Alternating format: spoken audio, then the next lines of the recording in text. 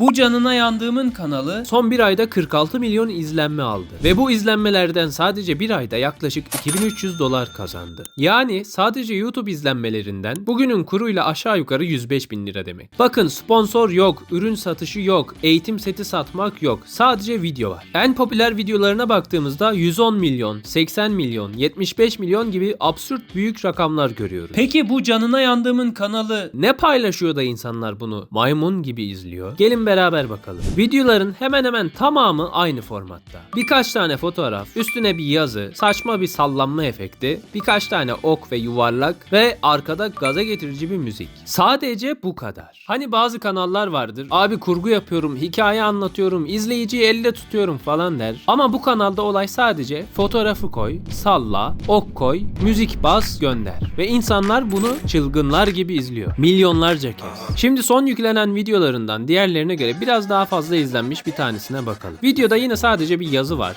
Sadece 2 tane fotoğraf var. Biri öncesini gösteriyor, biri de sonrasını gösteriyor. Araya birkaç tane ok konulmuş. Bir yerlere yuvarlak çizilmiş. Kamera hafif hafif sallanmış. Edit desen edit değil, video desen video değil. Ama çalışıyor. Çünkü Shorts'ta bazen olay kalite değildir. Olay izleyicinin dikkatini çekmektir. Bu tarz videoları genellikle Hintli izleyiciler çok izliyor. Normalde Hindistan izleyicisinin RPM'i çok düşük olur. Yani 1 milyon izlenmeden kazandığım para Amerika gibi ülkelere göre çok daha az olur. Ama izlenme 1 milyon değil de 40 milyon, 50 milyon, 100 milyon gibi sayılar olunca o düşük RPM bile ciddi paralara dönüşebiliyor. Burada da gördüğünüz gibi bu kanal ayda ortalama 2300 dolar kazanıyor. Yani kanal aslında çok basit bir şey yapıyor. Futbolcuların öncesi sonrası fotoğrafları, viral maçlardan kesitler, biraz dramatik müzik, biraz sallanan kamera, biraz efekt. Bu kadar basit. Bu arada ben daha önce FIFA Dünya Kupası ile ilgili YouTube Shorts kanalı kurarak nasıl para kazanılır diye ayrı bir videoda yapmıştım. O videomda futbol Shorts kanalı nasıl kurulmalı, nasıl video yapılmalı, ne kadar para kazanılabilir bunları anlatmıştım. Detaylarını öğrenmek istiyorsan gidip videoyu izleyebilirsin. Bu videoda ise işin daha pratik kısmını ve Premiere programı üzerinden bu tarz videoları nasıl yapabileceğimizi göstereceğim. Yani önce o videoyla mantığını anlarsın, sonra bu videoyla bu saçma editleri nasıl yapabileceğini öğrenebilirsin. Şimdi size Premiere kullanarak bu iğrenç, rezil, toksik ama özellikle Shorts tarafında hayvan gibi izlenen futbol editlerinin nasıl yapıldığını adım adım göstereceğim. Buyurun Premiere'e geçelim.